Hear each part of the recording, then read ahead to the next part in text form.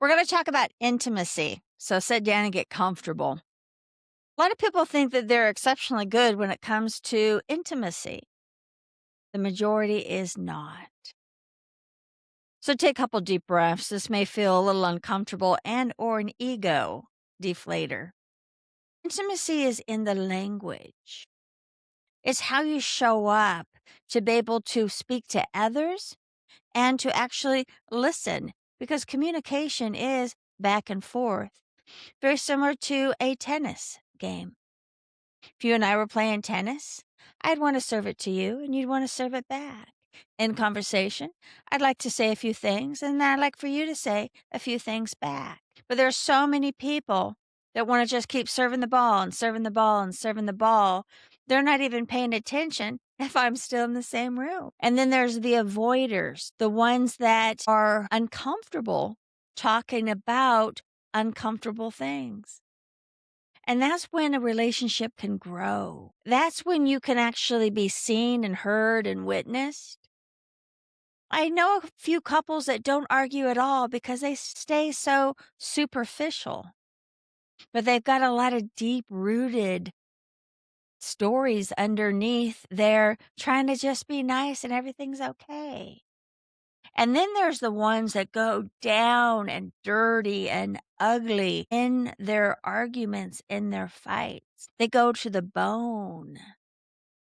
And they want to think that they are a good person in a relationship. When you start to practice and you start to pay attention to how you show up in all relationships, then you'll be able to grow. Then you'll be able to have ownership of who you are and how you are being perceived.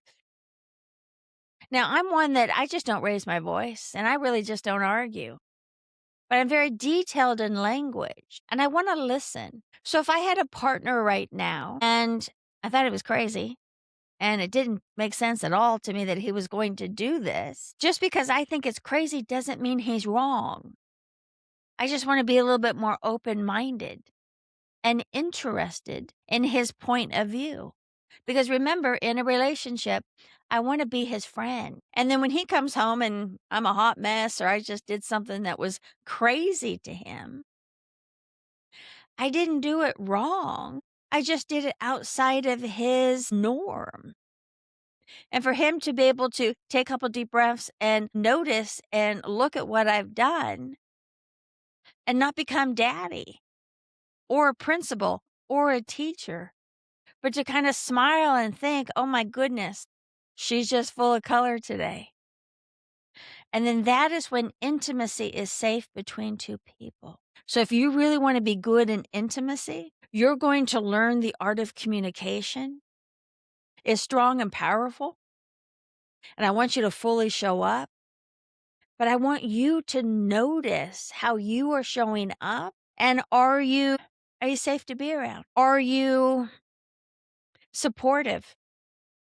Because love is not being able to turn it off and then turn it back on.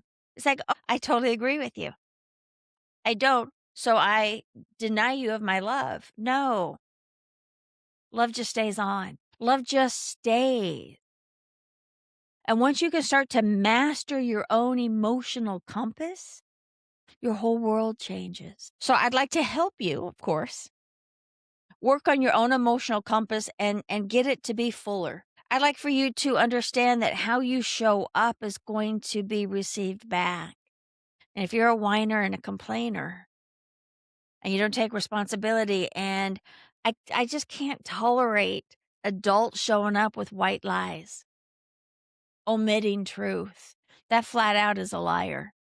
So I want to look at your energy and why you are wired the way that you are wired and help you declutter the chaos that shows up when intensity shows up, because intimacy is intense, but incredibly rewarding if done right. Something for you to think about. And if this intrigues you, a clarity call might be our next step.